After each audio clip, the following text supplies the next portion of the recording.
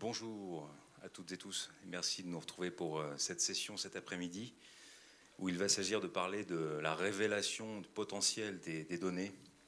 Et donc on abordera un certain nombre de thématiques autour de la libération de ce potentiel avec des remontées, des exemples d'un certain nombre d'intervenants. Lucie, ici présente avec nous. Bonjour. Et puis en ligne de l'autre côté, Jean. Et puis Luc. Bonjour. De la métropole de Strasbourg. Bonjour messieurs. Bonjour. Bonjour. Ah, c'est génial. Et donc, écoutez, merci de nous retrouver. On va aborder un certain nombre de thématiques sur donc cette valorisation de la donnée, la manière d'organiser les choses et de gouverner son projet pour rapprocher les équipes métiers, les équipes informatiques notamment. Et puis, bien évidemment, quand on libère des données ou quand on les met à disposition, c'est pour qu'elles soient consommées et qu'un certain nombre de décisions soient prises sur la base de ces informations. Et donc, on aura le plaisir d'écouter le retour d'expérience de deux collectivités territoriales, la ville de Soissons, grâce à Lucie Billot avec nous aujourd'hui, qui va se présenter dans 2 minutes, et puis donc Luc et puis Jean de l'autre côté, pour la métropole de Strasbourg. Alors, 2 collectivités territoriales qui se ressemblent parce que ce sont des collectivités territoriales, mais par contre, on en a une qui pèse, entre guillemets, 28 000 habitants, quelque chose comme ça. Un petit peu plus, voilà, disons 30. Et puis une autre qui pèse un demi-million. Donc ce n'est pas les mêmes manières de faire les choses, ce n'est pas forcément les mêmes moyens non plus. Et vous allez voir pourtant que chacune de ces collectivités est arrivée à produire des exemples inspirants pour les uns et les autres. Et on va rapidement entrer dans le détail. Alors, pour celles et ceux qui étaient là ce matin, vous savez maintenant comment ça se déroule. On a une vingtaine de minutes ensemble et ce qu'on vous propose, c'est de garder les quelques questions pour la fin de la session, histoire que de notre côté, nous tenions le plus possible le tempo. Voilà. Donc, on va démarrer et je vais avoir le plaisir de vous laisser vous présenter, Lucie, si vous voulez bien, en 2 petites minutes. Oui, très rapidement. Bonjour à tous, merci de me recevoir. Je suis Lucie Billot, je suis chargée de mission Smart City pour la ville de Soissons, puisque c'est une politique qui a été mise en place par le maire actuel lors de son premier mandat, donc dès 2014. Et à ce titre, je suis administratrice et en charge de la plateforme Open Data de la ville de Soissons, qui a été lancée en juin 2019. Merci beaucoup. Messieurs, dans l'ordre qui vous plaira, pour vous présenter à votre tour, s'il vous plaît. Je me lance alors. Lancez-vous. Luc Fromm du service géomatique. Je suis responsable du département atelier de géomatique, qui est l'équipe ressources dans la maison pour l'ensemble des travaux qui sont liés à la géomatique et donc notamment tout ce qui tourne autour du traitement de la donnée. Très bien, merci. Et de mon côté, bonjour à tous. Jean Melounou, je suis chef de projet innovation au sein de la direction du numérique et des systèmes d'information. Donc, je fais partie de l'équipe qui a mis en place le portail Open Data, qui a suivi le projet Open Data depuis son origine. Je suis en charge d'un portefeuille de projets assez varié, donc qui tourne principalement autour des objets connectés, donc de l'IoT d'une part, et d'autre part de la valorisation de la donnée. Parfait, c'est très clair. Merci beaucoup à tous les trois. Alors, vous avez de votre côté, Lucie, et puis de votre autre côté, Jean et Luc, développé au sein de vos organisations un certain nombre d'outils pour consommer et visualiser les données. Alors, on parle de reporting, on parle de dashboard, ce sont des termes anglais, mais on va parler français, on va dire que c'est tableau de bord. Et un tableau de bord, ça sert à piloter, ça sert à monitorer, ça sert à observer ce qui se passe. Et donc, est-ce que vous pouvez nous expliquer en quelques minutes les objectifs et puis finalement les étapes du développement de ces projets, en démarrant par Lucie ?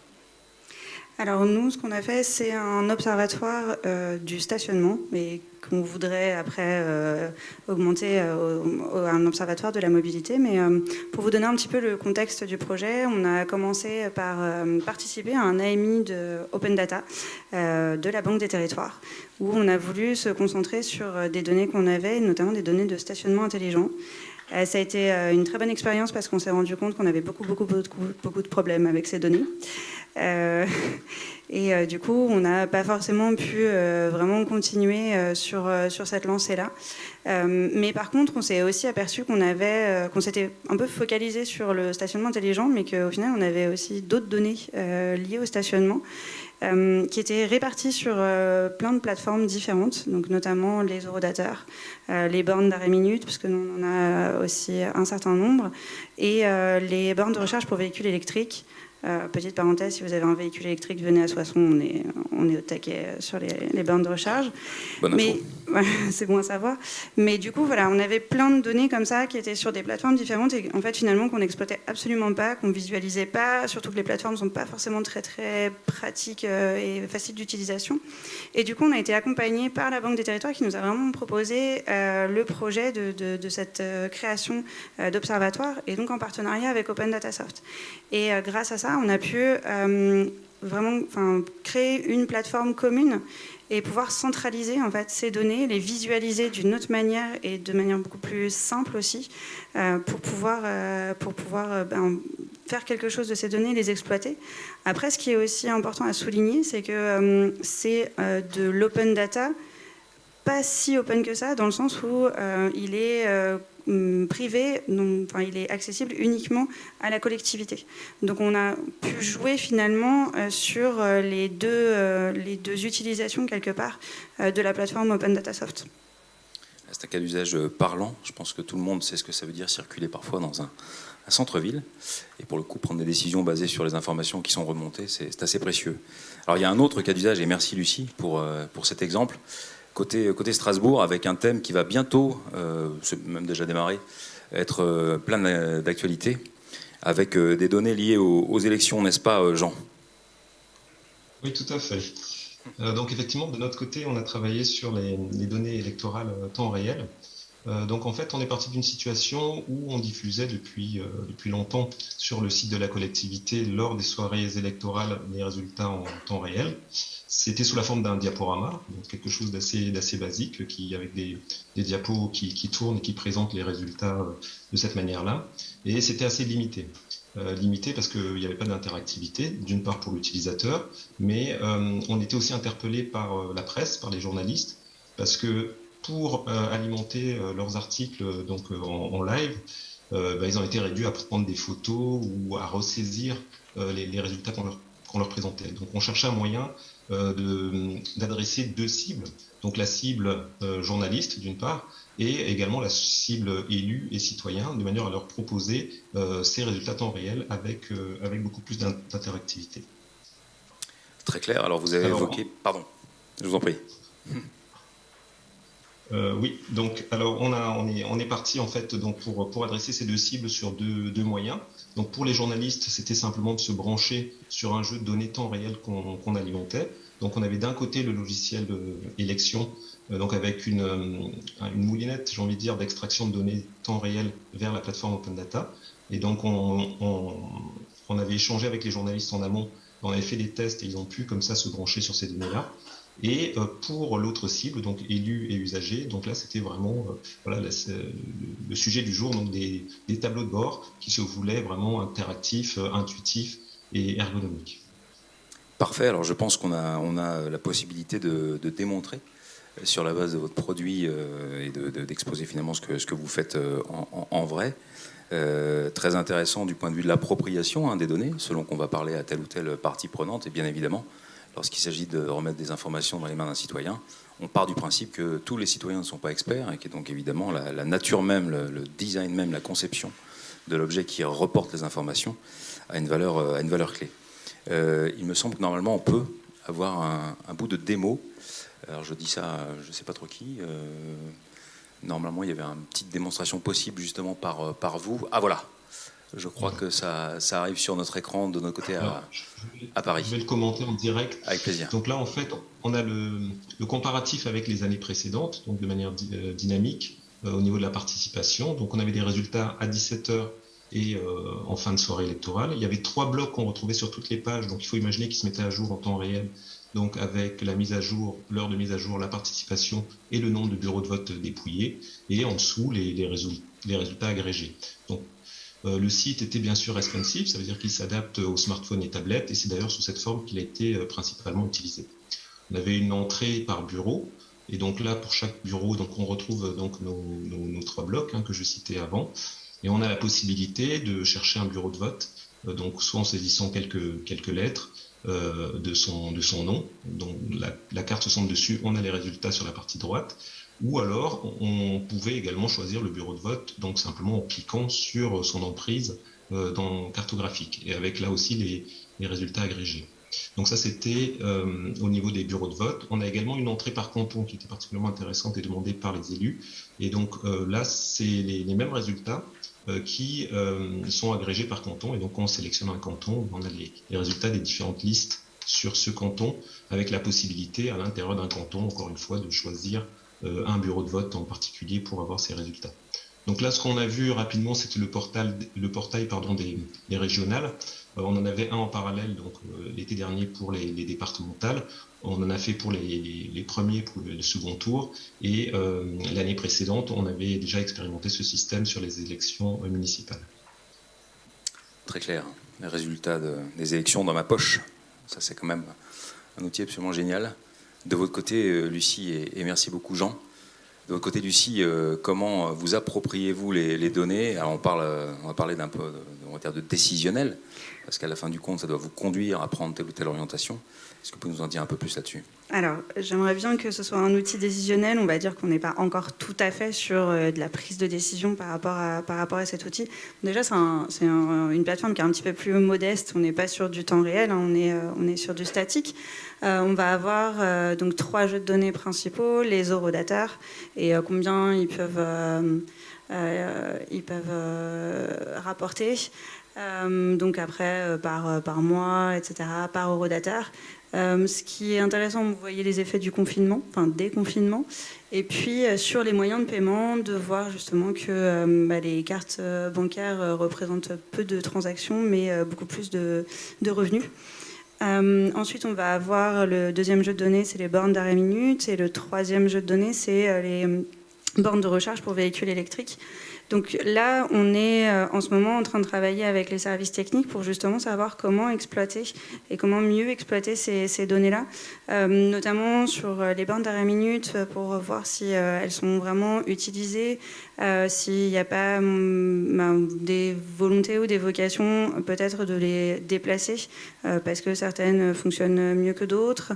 Pareil pour les bornes de recharge pour véhicules électriques, je vous ai dit qu'on en avait beaucoup.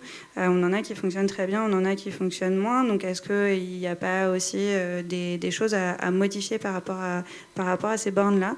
Donc on est en train de travailler avec les services techniques qui petit à petit s'approprient un peu cette plateforme, sachant qu'en plus, comme on est donc sur des données qui sont issues de prestataires, ça permet aussi de leur demander parfois de mettre en qualité certaines données, notamment l'UCEDA qui est l'entreprise en charge des bornes de recharge pour véhicules électriques. En fait, on voudrait leur demander de modifier les jeux de données qu'ils nous fournissent pour avoir les horaires, en fait. Parce qu'on a des durées, mais on n'a pas les horaires. Donc, on voudrait savoir si les bornes, elles sont utilisées la nuit, le jour, parce que ça peut aussi avoir un impact. Et puis après, en troisième chose, ce qui est aussi intéressant, c'est qu'on a utilisé ces données-là pour en faire des indicateurs dans le cadre du plan en fait, et du programme Action Cœur de Ville auquel on participe. Donc ça fait aussi partie du reporting. Très très clair, merci beaucoup à vous pour cette présentation et cette démonstration. Alors là, on voit l'output, hein, en anglais, ce qui est le résultat de vos travaux. Et comme toujours, avant de produire un résultat, faut travailler. Et donc, il y a un sujet effectivement d'organisation, de gouvernance de ces projets. Alors, c'est intéressant aussi de vous poser la question parce que je l'ai dit tout à l'heure, vous avez 2 collectivités qui sont pas de la même taille et pas de la même nature. Et donc, on va être, je pense, content de vous entendre au sujet effectivement de la définition de la stratégie pour arriver effectivement à produire ce type de projet-là et d'application-là. On démarre avec Luc pour Strasbourg, si vous le voulez bien. Alors, à l'Eurométropole de Strasbourg, l'open data est intégré dans un projet plus global Smart Data. qui est porté au niveau du service géomatique. Alors pour deux raisons que je qualifierais aussi un peu d'historique, notamment déjà on a une culture de la donnée de par nos activités, structurer, organiser, mettre en place, cataloguer de la donnée, qu'elle soit d'ailleurs géographique ou non, c'est notre cœur de métier. Et puis on a aussi un peu l'expérience, on a développé une expérience dans la démarche qui vise à retourner vers les métiers, retourner vers les décideurs, parce que au final, les aspects outils d'aide à la décision, c'est quelque chose qui porte l'information géographique depuis pas mal d'années. C'est pas nouveau avec les démarches open data qui se sont mis en place récemment.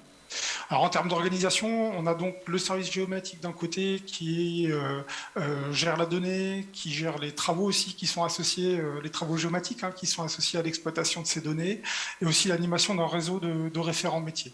Et on a la direction, on travaille avec la direction du numérique, qui elle va plus se concentrer sur l'outil, sur l'architecture informatique, etc. Et donc cette organisation finalement permet de mettre en place des démarches qui sont parallèles, mais à la fois complètement pragmatiques. On a d'un côté l'alimentation de la plateforme, que ce soit en mode tâche de fond pour répondre à des besoins, ce qui nous permet aussi d'acquérir de l'expérience en fait dans son utilisation, dans l'éditorialisation des données, qui est un point très important effectivement, mais aussi donc en parallèle des actions d'animation qui vise à diffuser la culture de la donnée, et donc notamment avec le changement de paradigme qu'on a eu depuis 2018 avec l'introduction de l'open data par défaut des données publiques. Très clair, plutôt inspirant. Effectivement, on sent une longue expérience déjà et une certaine maturité. Merci pour vos propos, Luc, et de votre côté, Lucie, toute votre équipe autour de vous. Pouvez-vous nous éclairer sur la manière de conduire le projet à la ville de Soissons ? Oui, nous, on a une grosse équipe composée de moi-même, du coup. Donc, bravo. C'est encore plus fort. Donc, on n'a pas on aimerait bien, mais on n'a pas de service géomatique, on n'a pas de SIG non plus. Donc, c'est un petit peu moi-même. Voilà, qui suis la référente Open Data et qui est aussi ce rôle, qui a ce rôle d'aller vers les services, d'essayer de leur faire comprendre l'intérêt de l'Open Data, et la manière dont ça se fait. On a essayé de mettre en place des référents dans chaque service, mais au final, c'est plutôt en fonction de la bonne volonté de chacun. Et le but, c'est vraiment d'essayer d'arriver à utiliser toutes les opportunités pour amener les services. Donc typiquement, l'Observatoire de la mobilité, c'est une opportunité pour travailler avec les services techniques, pour qu'ils s'approprient l'outil, et ça commence. Et d'ailleurs, après, j'ai eu quelqu'un des services techniques qui m'a dit « Ah moi j'ai la cartographie des défibrillateurs ». Et j'ai dit, ouais, ça c'est super, on peut la mettre en open data, et puis après on peut aussi l'intégrer sur l'application de la ville. Donc voilà, c'est vraiment d'essayer de capter les opportunités. Je pense aussi au secrétariat général, puisque eux, ils ont vu l'opportunité, parce qu'ils ont une obligation réglementaire de publier en fait les délibérations du conseil municipal, et donc ils m'ont dit, on te le donne, et voilà, et ça passe en open data. Donc c'est aussi pareil, un travail de longue haleine, avec l'ensemble des services. Bravo, parce qu'en effet, c'est inclusif, vous l'avez dit, ça attire des nouvelles données avec de nouvelles compétences et de nouvelles personnes autour de vous. Gageons que dans un an ou deux, quand on se reverra peut-être pour retémoigner, ce sera d'une nature différente, l'équipe à laquelle vous appartiendrez. Alors on a parlé, et merci beaucoup pour ces retours d'expérience de ce que vous faites aujourd'hui. Je pense que c'est toujours intéressant de connaître les projets pour demain, et puis que vous nous expliquiez en quelques mots et quelques minutes, qui sont encore disponibles devant nous, 6 minutes, les projets qui sont les vôtres en matière d'utilisation de la donnée et puis de la plateforme pour la période à venir, et on poursuit avec vous, Lucie, là-dessus. Alors nous, on a un projet qui est assez important pour 2022, c'est la mutualisation. J'ai bien vu que Strasbourg était une métropole. Nous, on ne sera pas une métropole, mais on va mutualiser avec la communauté d'agglomération. Et donc, on va utiliser la plateforme Open Data qui existe déjà à la ville et l'expérience qu'on a acquise à la ville de Soissons pour passer à l'échelle de la communauté d'agglomération. Donc forcément, avoir d'autres jeux de données, une nouvelle organisation de la plateforme, et puis aussi essayer d'aller encore plus loin et d'intégrer aussi toutes les communes de la communauté d'agglomération, c'est-à-dire des communes qui ont moins de 3500 habitants et qui sont finalement hors réglementation, en tout cas qui n'ont pas l'obligation réglementaire, qui ne sont pas concernés. Et on voudrait aussi pouvoir les intégrer à cette plateforme et continuer à essayer de trouver des nouveaux cas d'usage, de la data visualisation, parce que je pense que c'est extrêmement parlant, que ce soit pour les services comme pour les élus. On l'a vu, moi je l'ai vu en tout cas quand j'ai présenté l'observatoire à l'élu en charge de la mobilité, au service technique.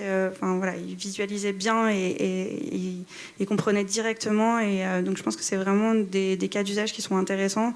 Et après, s'inspirer de plein de choses, par exemple ici les Moulineaux avec le rapport financier, éventuellement aussi Strasbourg, même si on ne sera peut-être pas en temps réel, mais en tout cas de se dire que c'est un vrai beau cas d'usage et peut-être s'en inspirer. Ouais. Très très chouette. Avant de vous remercier, peut-être le mot de la fin, messieurs, pour Strasbourg et vos projets à venir. Alors c'est vrai qu'au-delà d'un certain nombre d'obligations réglementaires qui amènent les métiers à nous demander de publier de la donnée, le gros projet qu'il y a dans les tuyaux, effectivement, c'est le projet Canopé, qui vise à l'horizon 2050-2051 à ce que la Canopée représente 30% de la surface du territoire. Et ça applique la plantation notamment de 10 000 arbres d'ici 2030. Donc c'est une démarche finalement qui va nécessiter toute une palette d'actions, de prise de décision, de mise en place d'indicateurs, de bilan, de prise en compte de la participation citoyenne. Et donc effectivement on voit dans la plateforme l'outil qui permettra justement de mettre en place ces tableaux de bord de suivi de plantation, de suivi des propositions, d'établissement de bilan.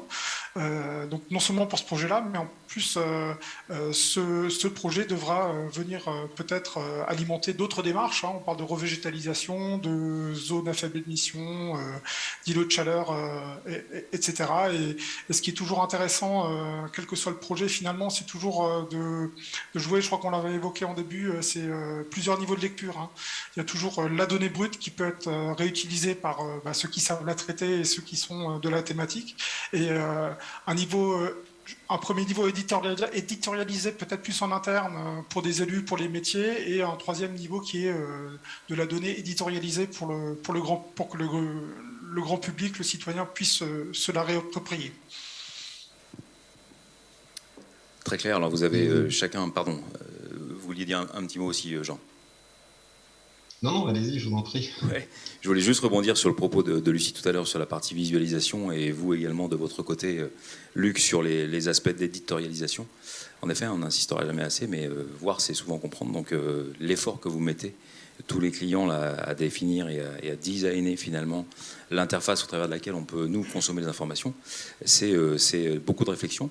Et puis en effet, c'est pas quelque chose qui se décrète. Et encore une fois, j'adore les sujets de rebond et d'inspiration dont vous pouvez chacun bénéficier dans la communauté ODS. Pardon, je vous ai interrompu et vous étiez parti, Jean, pour nous dire un dernier mot de votre côté. Oui, sur ce que nous on a dans les tuyaux au niveau de la direction du numérique. Donc il y a essentiellement deux choses. Donc la première, c'est une application mobile qui va sortir. Donc là, on n'est pas tellement sur le volet reporting, dashboard, etc., mais plutôt sur le volet architecture de données. C'est une application qu'on va lancer très prochainement à destination du grand public. Et cette application, elle vient succéder, je ne vais pas dire remplacer, mais succéder à une application qu'on avait déjà lancée par le passé, qui était vieillissante. Et l'un des soucis qu'on avait rencontrés avec la précédente application, c'était de garder des données à jour, parce que les données étaient un petit peu captives finalement dans l'application. Il n'y avait pas un schéma simple pour les mettre à jour et donc diffuser une donnée de qualité auprès des usagers. Et là, ce qu'on a fait sur cette nouvelle application, c'est qu'on se sert de la plateforme donc comme un hub de données. Et c'est l'application mobile qui va se connecter directement à cette application, à la plateforme Open Data, donc sous un angle plutôt data et pas Open Data, ce qui permet de rester dans les circuits de mise à jour de la donnée. Donc ça, c'est vraiment une application qui va sortir très prochainement. Et plus sur l'aspect reporting. Donc on travaille sur la thématique de la qualité de l'air, plus précisément de la mesure de CO2 dans les salles de classe. Donc on a mené un certain nombre de tests et d'expérimentations là sur 2021 et normalement en 2022, en fait on a validé la chaîne de production depuis les capteurs, la chaîne de la donnée jusqu'à la plateforme Open Data, et donc on devrait sortir des choses assez intéressantes à ce niveau-là. Parfait, merci beaucoup. Alors en effet, beaucoup de choses déjà faites, plein de nouveaux projets encore. Il va falloir qu'on se revoie pour que vous nous expliquiez ce que vous aurez fait entre maintenant et après. Avant de vous remercier et de vous dire un grand merci, je ne sais pas si on a peut-être une minute ou deux pour 2 ou 3 questions dans la salle s'il y en a, ou en ligne si jamais il y en a aussi, et qu'on pourrait soumettre à nos intervenants.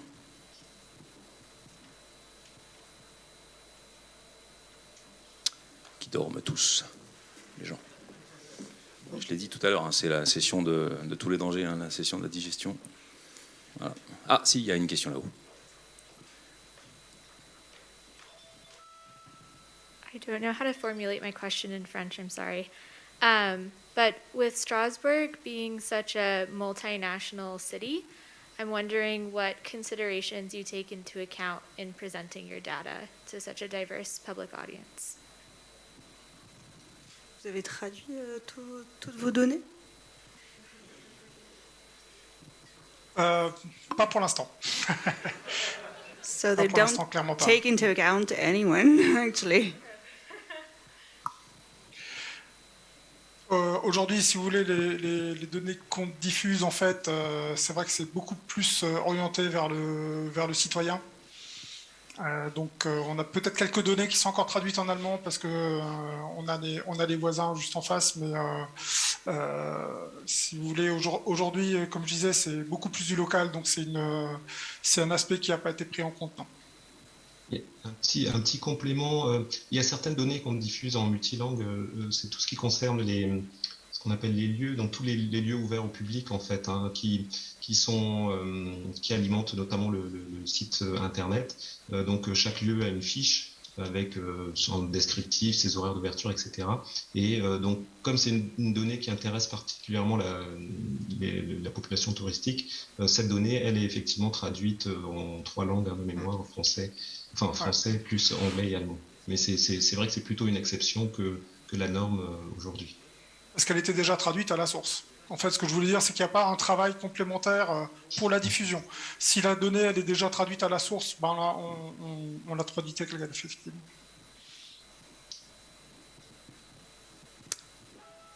Merci. Y a-t-il une autre question?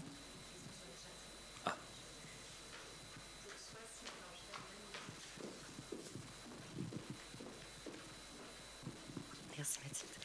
J'ai une question de Régis Ravalec pour Soissons.